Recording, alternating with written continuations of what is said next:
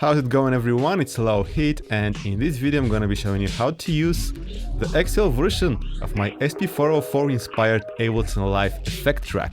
This version adds 8 more macros, which is now possible in Live 11, more effects and snapshots, which are actually sort of like presets. The package also contains a dedicated vinyl sim effect rack, which gives you more control for fine-tuning the sound of the vinyl sim effect. So most people like to use these on their master track for live performance or just for adding some effects and edits to their tracks. You can also use it on single instruments.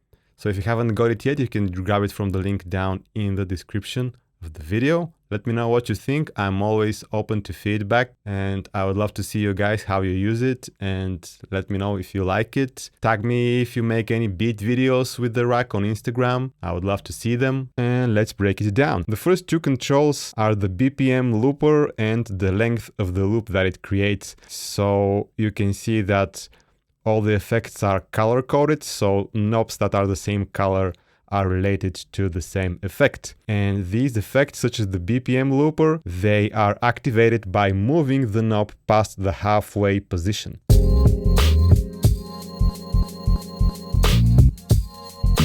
You also have the lo-fi, which is a bit crusher.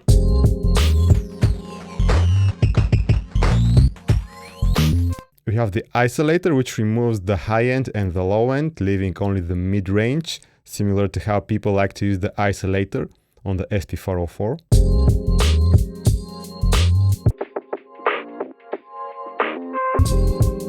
This one is also activated at the halfway position. You got the phaser, which is a dry wet knob, so you can control the amount of phaser that you apply to your signal.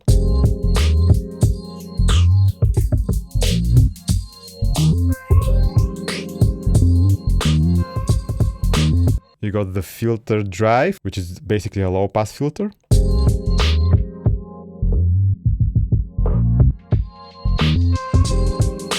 You got the freeze reverb, which is a basic reverb with a long tail, and when you reach the highest value of reverb applied, it freezes the signal.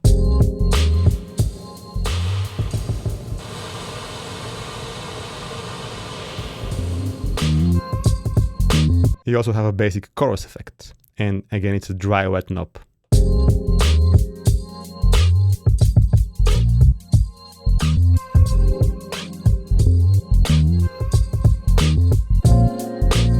So this is the first page. As you can see on the push 2, you have 2 pages. When you have a rack with 16 macros, you can switch to the next page with this second button, and here you have the DJFX Looper, and it's different than the BPM Looper because when you change the length, it also changes the pitch.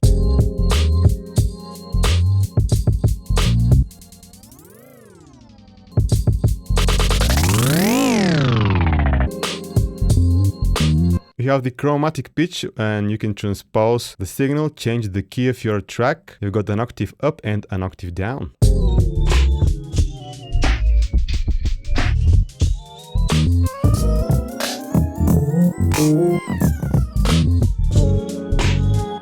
And I've added a dry wet knob for this one as well, so you can quickly turn the effect on and off or blend the signal with its transposed version to create harmonies.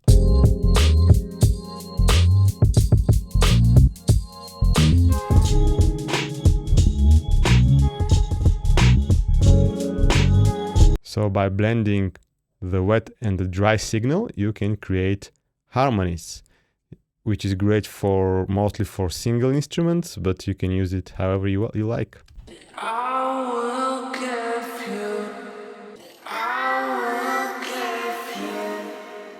Or you can add a sub-layer by transposing it an octave down. You got the slicer effect, which cuts your sound on and off. Again, it's turned on at the halfway point of the knob.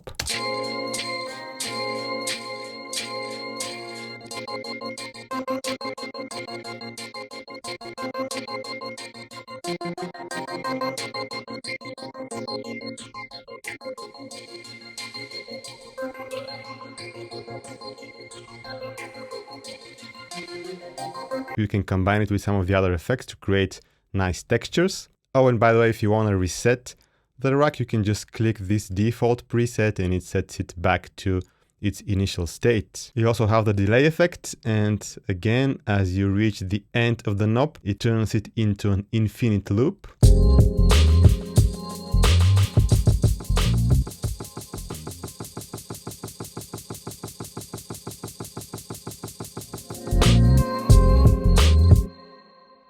You then have the vinyl sim and the drift amount of the vinyl sim.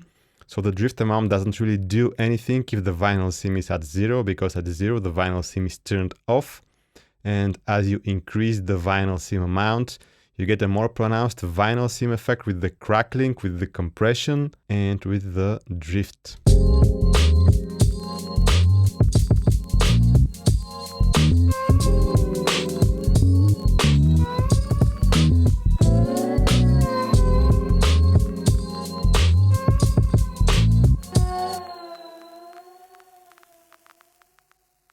And the vinyl sim, it only has the 4 parameters: the drive, the drift, the crackle, and the compression.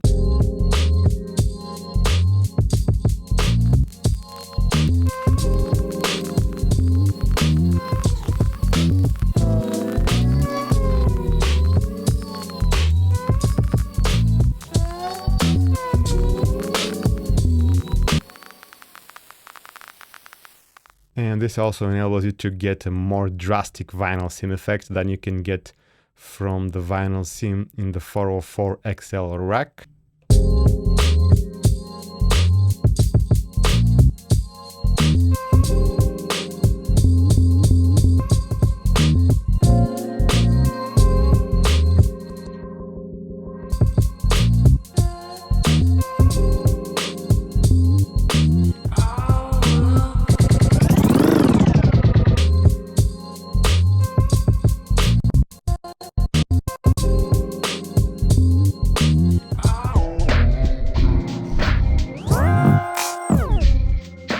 Thank you so much for watching, guys. See you in the next video.